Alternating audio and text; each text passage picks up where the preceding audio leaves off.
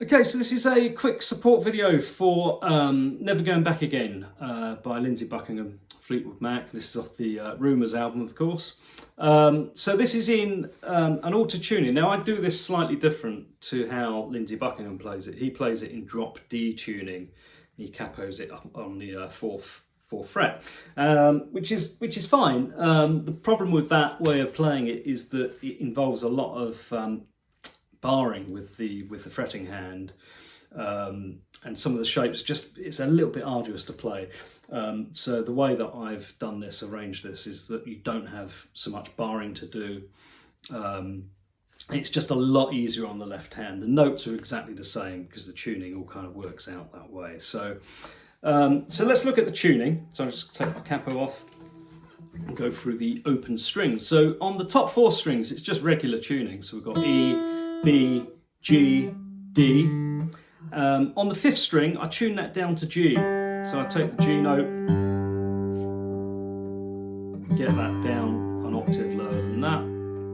And then really easily, I just play the C note. So here's a G, that's an A, there's a B, there's a C. So this is my next tuning note, and I'm just going to tune my low E down to that low C. Okay, that's it. So that's the tuning. So we've got C, G, D, G, B, and then E. I say it's regular on the top four strings, and then it's just those bottom two strings that are being lowered. So we're going to now capo that on the sixth position, sixth fret. And that should get us pretty close to the actual pitch on the record. Okay, so before we get into the chords, just a word about the picking. So the way that I do it is I keep my first finger, my index finger, middle finger and ring fingers, I keep those on the strings. I keep them on, so my index finger is on the third string, my middle finger is on the second, and my ring finger is on the third. And it pretty much sticks to this. They don't sort of really go away from those strings, so just kind of lock them in on those strings. And the thumb is pretty much throughout playing a Travis picking pattern. So it's going 6, 4, 5, 5, 4, 6, 4, 5, 4 throughout. There's a couple of instances where it doesn't do quite that, but I'll explain that as we go. But for much of this song, it's going to be sticking to that with the thumb, and these fingers are going to be rooted on their respective strings. Okay, into the chords. So the first chord is this shape here, which is a lot like a C chord. And we put the fourth finger on that third fret on the first string. So it gives us this sound here. Okay, so let's look at bar one. So it's the first note, which is a quarter note. We're just playing sixth string like that. On beat two, we're playing, as I said before, the thumb is now going to the D on the next beat. And so you're then going to play, with that D, you're going to play the first finger and the middle finger on the third and second strings. So it gives us this chord here. So beat one and beat two is that 1, 2. On beat three, thumb is on the fifth string, and we're then going to play on the and of that beat, 3 and. We're going to play the open strings here, D, G and B. So that's 4, 3 and 2 strings. And then on beat 4, we hammer to beat 4 like that.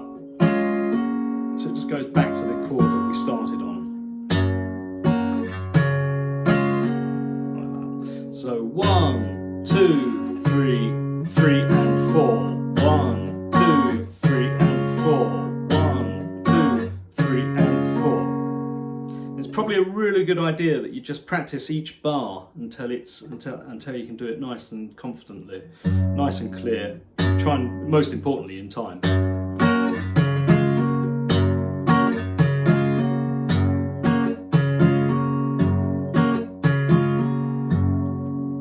I find that actually counting it really helps as well, so do try and count in your head.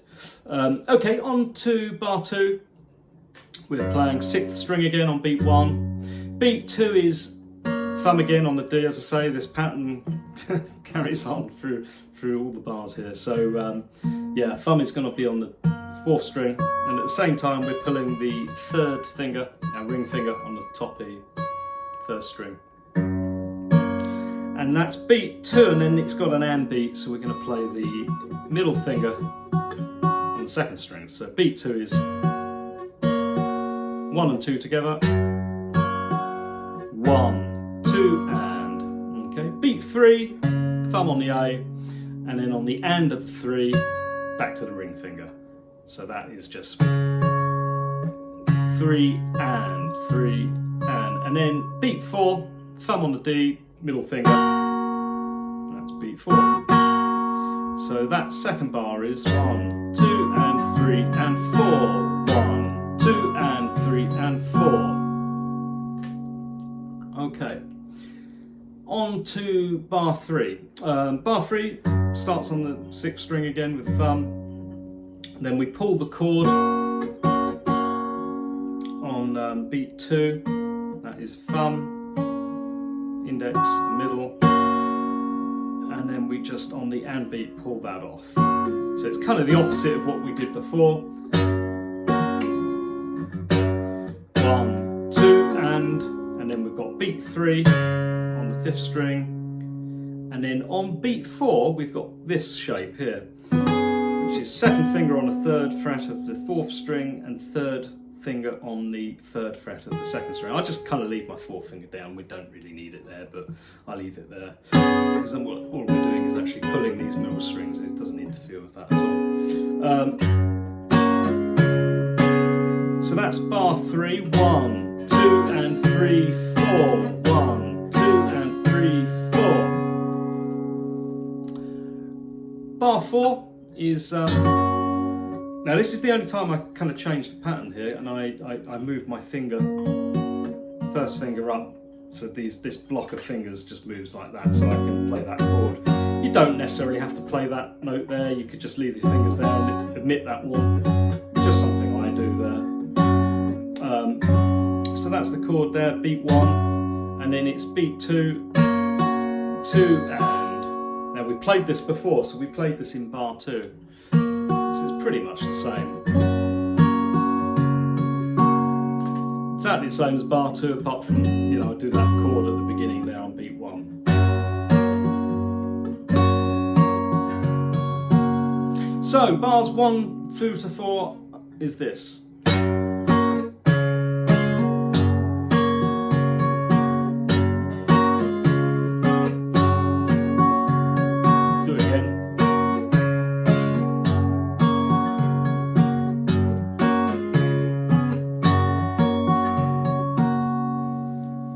If you notice there, on the 2nd time I moved my fingers from that block to this block and I played the chord. On the 1st time I just kept my fingers there. So yeah, it's a very small detail. Okay, moving on to bar 6, where we've got this chord here. So same as before, this time I removed my 4th finger from that 1st string.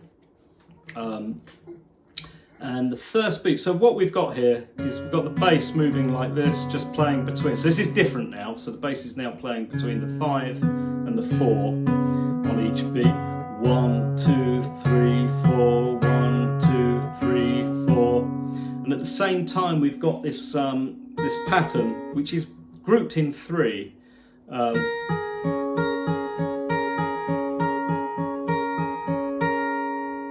So you can feel it as 3 beats. 1, 2, 3, 1, 2, 3, 1, 2, 3, 1, 2, 3, 1, 2, 3, and then an extra beat on the end. In actual fact, it's going 1 and 2 and 3 and 4 and 1 and 2 and 3 and 4 and at the same time we've got the bass. So it's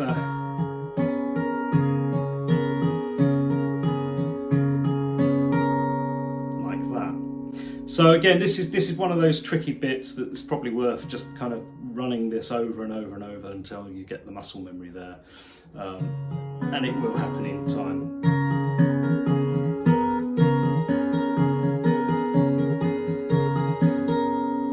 Okay, on to the next bar. So bar 7, we're back into this shape. So there's nothing too clever here. We've got thumb and middle finger, index finger and then thumb. Now, what's happening next is I'm going to hammer my third finger like that, and at the same time I'm placing my fourth finger down on the third fret of that second string. I'm only picking that one. So it sounds kind of like I'm picking both the strings at the same time. I'm not. I'm just hammering that one and at the same time picking that. So it gives like an illusion that I'm actually picking both notes.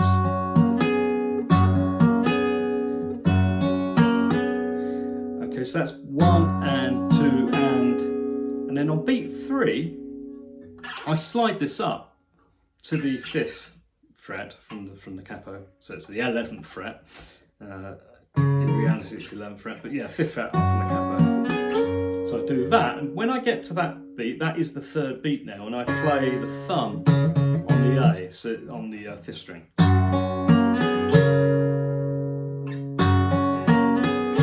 So by the time I've slid up, that simultaneously happens at the same time as the striking of the 5th string.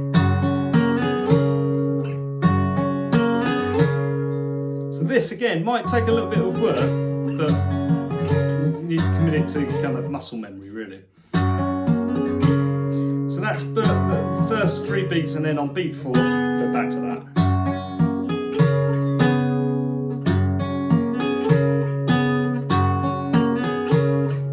One and 2 and 3, 4. Okay, into the next bar, and we've got just this chord again, and this time I'm playing thumb, index, and middle, and then beat 2, thumb and then ring, and then beat 3, thumb and then index, and then back to the thumb.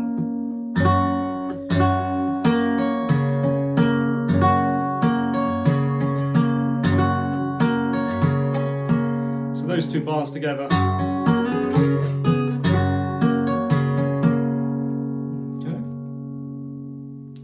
And then bar 9, a bit like the first bar we did. And then it pretty much repeats here.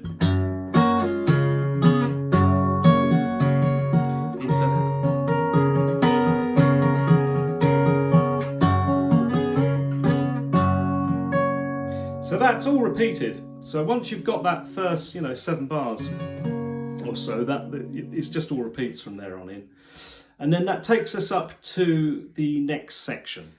So we're now going to be up on the it's the 5th fret up from the capo, so that's the 11th fret in actual fact, and we're playing this chord shape here. So it is a bar, it's unavoidable really, but we've got to play 2 notes with the first finger on the 4th string, the 3rd string, and then I just flatten my 4th finger across the 2nd string and the 1st string at the 4th, well, it would be the 14th fret, but it's actual 8th fret up from the capo, like that.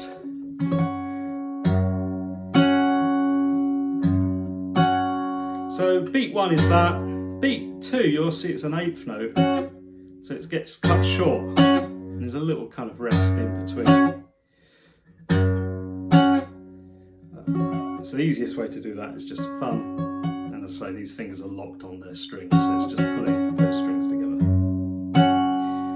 The next chord shape is this. So we're going to play the 5th string, and then your first finger is on the D string, which would be on the 7th fret up from, 5th fret up from the capo on the 11th fret, in reality.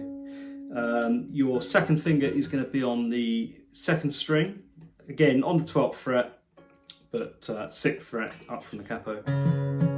And your 3rd finger is on the 3rd string, on what would be the 13th again, but it's the 7th up from the capo, and the 4th finger is on the same fret, but on the top E. So you've got these notes here. Okay, so beat 3 and 4 is that. So it just goes 1, 2, 3 and 4, 1, 2, 3 and 4, 1, 2, 3 and 4. bar 1, well, bar 17 of the next piece. Okay, and it goes back to the shape. So this is 1 and 2 and. So again, we've got this pattern where the thumb is back in Travis picking again.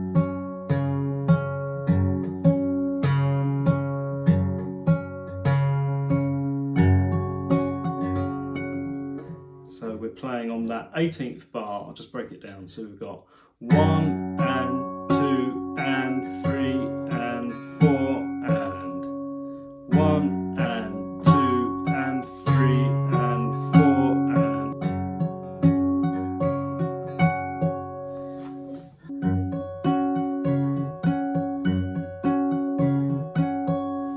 Okay, so again, a little bit tricky, but nothing you can't get used to, and once you get the muscle memory down, it'll be fine.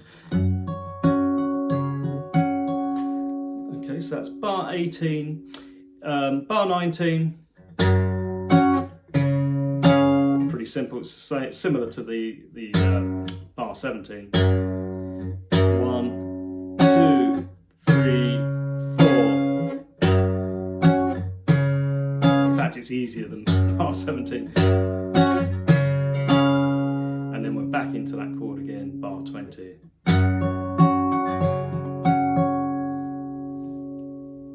Okay, so it's the same patterns we did before for bar 18 there. So again, it's probably worth practicing that in isolation just on its own so you get that nice and solid. So bar 17 through to 20 is that.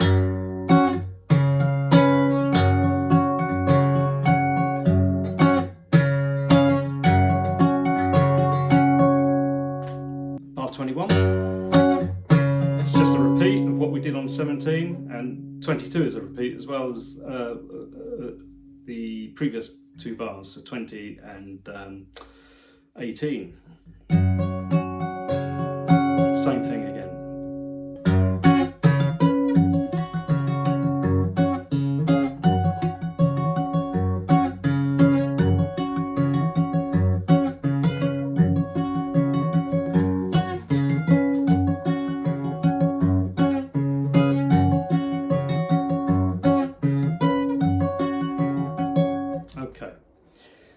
And now we're going into bar 23, which is this chord here. So like when you're playing your C here, but you're going to move that second finger down to the 5th string. And we play 5th string, and then back onto there. So it's 1, 2, and you notice on the end of the 2 there's a rest. And then we're going to stretch the 4th finger over to that 4th fret up from the capos. And we play that 6th string and then 1st and 2nd fingers. So 3 and, 1, 2, 3 and then beat 4 is on the 4th string, and then we pull those fingers again on the end of the 4. 4 and. 1, 2, 3 and 4 and. Next bar, we just do 1 and, so it's the same chord. So that's 1 and then put the 4th finger down on that where you normally would be for that C shape there.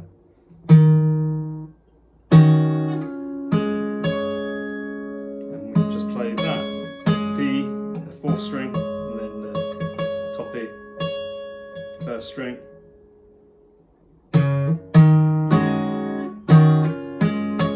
Using the ring finger on the top there. And then back to the A. And then 4th beat is a hammer. 4 and.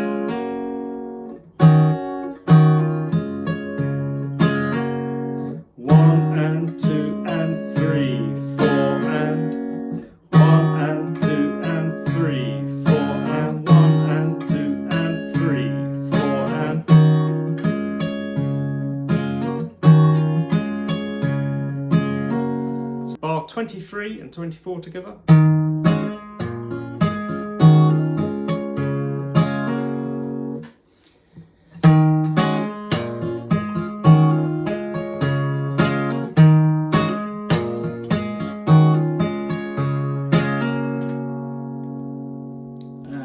back into the...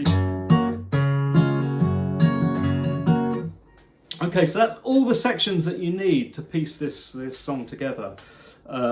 So as I said before, just work on it bar by bar, get the muscle memory down, and it won't take long before you can get this up to speed and then piece it all together and play along with the record. Okay, hope that helps.